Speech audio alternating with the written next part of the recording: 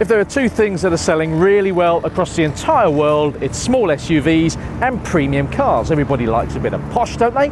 I certainly do. So Audi should be onto a winner with this, the new Q2. It's small, let's have a look. 1, 2, 3, 4, just over 4 meters long. That makes it slightly smaller than the Audi A3, slightly bigger than the Nissan Juke. So they can't go wrong, can they? They've brought us here to Cuba to find out. Cuba Q2. Get it? I'm going to have to concentrate on the car now because frankly the sights and sounds of Cuba and what's outside are simply fantastic. But, right, okay, Q2. So, it's all about options. There are 4 engine options initially. There's the 1.4 petrol I'm driving, also a little 3-cylinder 1 litre, a couple of diesels, 1.6 and 2 litre. The 2 litre comes with a Quattro 4-wheel drive option. Next year there'll be a 2 litre petrol that comes with Quattro as well. And of course loads and loads of personalisation things that you can do. Tech, Apple CarPlay. Just here we've got a nice screen. You've got Audi Connect with the MMI function down here. You've got the virtual cockpit that was first seen in the Audi TT, which is really great fun to play with. Not really convinced about its usability, but hey, you like it if you've got friends that go wow when they get in your car and see it. In addition to that, lots of safety kit is actually standard. Autonomous emergency braking, which is good news. You can get adaptive cruise control as well. But more than all that, it's about the styling in this car. Inside, you can have accents on the seats and on the dash. And the quality is, as you'd expect, it's Audi quality. It's pretty good. But outside, 12 exterior colours, contrasting roof options.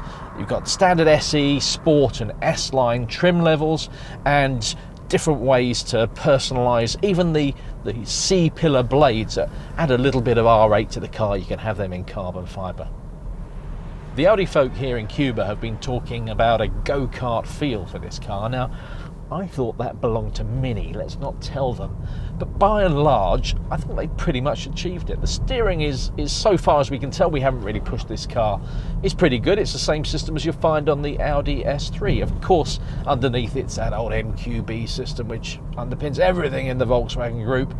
But grip seems pretty good. And the ride, these roads, pretty much like the UK, are horrible. Potholes all over the place, even some nasty metal bits sticking up pointing at you, but it's pretty well judged. It's firm, yes, sporting, yes, uncomfortable. It's riding over some of these worst bumps pretty well, which means it should work okay in the UK. So by and large, for what this car needs to be, and most people are going to be driving these around town, bit of a posing car, isn't it? For what it needs to be, it does feel fairly sporty, does feel fairly good, and I quite like it. Of course, you need this car to do some practical things too, and it's not bad. Room in the back, Audi says, is similar to the A3. I think it's a little bit less actually. Good headroom, but can I sit behind myself? I'm about 6 foot tall, and yes, just with a bit of a squeeze. Wouldn't want to be there for too long. 3 across is going to be really tight. But the boot's pretty good. The boot is only slightly smaller than the Q3, and you can fold the seats down and get a flat floor as well. So in terms of what it needs to do practicality-wise, it's not the most spacious car in the world, but doesn't really need to be.